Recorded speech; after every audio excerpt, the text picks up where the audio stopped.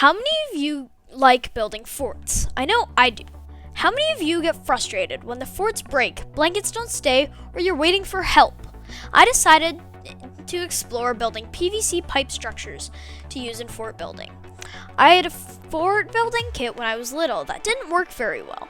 I like to make forts, so I was excited to try and create a fort kit with PVC. I wanted to achieve a safe, sturdy, kid-friendly, easy-to-build fort kit that allowed the user to build and deconstruct many different types of forts. Using the materials I have, how can I create multiple sturdy structures that can be taken apart and put back together easily and accessible for kids? Can I make a base fort kit that can be modified for additional applications? I was constantly applying the design cycle. It started with translating the information from YouTube videos into information to take my materials and rules to follow in my builds. I had to modify my ideas as I was building when things didn't work out. I also had to revisit the design cycle for each change in use and for mods.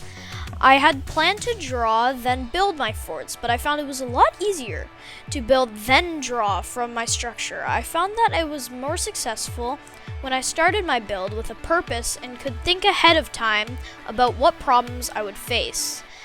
That way, I could try to solve the problem ahead of time, using small-scale models before I invested a lot of time in the build. I have learned that I can make a variety of forts that met all of my success criteria. I learned how to make blueprints, how to cut pipes with a pipe cutter, and how 90 and 45 angles work together.